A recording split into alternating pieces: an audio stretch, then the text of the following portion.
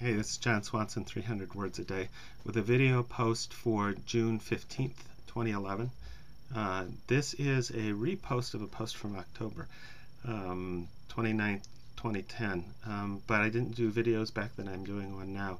And at the end, I'll tell you why I'm doing this post right now. The title of the post is Nonsensical Peace. God gives peace at moments that make no sense. At times when by every right everything emotionally should be cascading in, there can be peace. Not a denial of anything going on, but an acknowledgement that yes, in fact, there is cancer, but God has a clue. Not a denial, but an acknowledgement that yes, that casket holds the body of a baby daughter, but God is present. But the peace doesn't come because suddenly everything makes sense. We do that sometimes.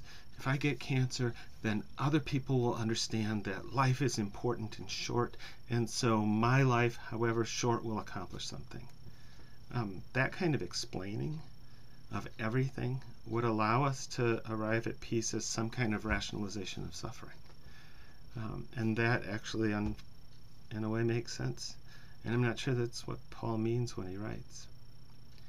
And he writes in Philippians 4, "Don't be anxious about anything, but in everything, by prayer and petition, with thanksgiving, present your requests to God. And the peace of God, which transcends all understanding, will guard your hearts and your minds in Christ Jesus." I know we want a recipe. We want to know that we will be able to understand why things are the way they are. And in those two sentences that Paul writes, there is no promise of understanding.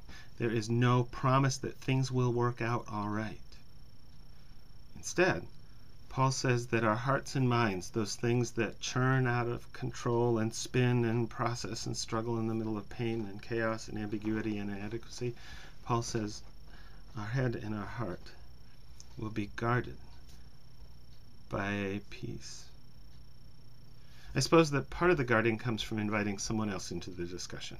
Knowing that someone capable of acting on our behalf is aware of the problem gives peace. But sometimes, nonsensical peace, incomprehensible peace, is an evidence of God, offered to rational minds in danger of spinning out of control. But, says Paul, you got to ask. And today I've been asking. I'm putting this up on Tuesday afternoon, recording it on Tuesday afternoon. About half an hour I'll get in a car and I'll drive to the Chicago area where I found out my dad got taken to the hospital. I don't know right now what his situation is, and I will tell you that I started out with a great deal of concern. My parents both have some chronic health issues. And I don't write about them at 300 because my parents read my blog, but they don't watch the videos. Mom's mind is slipping, but my dad's body is as well. So when I get there, I'm not sure what's going to happen. But here's what I know. I know that as I read this post that I wrote last October, I was aware of a measure of peace that makes no sense. Incomprehensible peace. Nonsensical peace, just like God promises. I'll let you know what happens. Thanks for watching. This is John Swanson, 300wordsaday.com.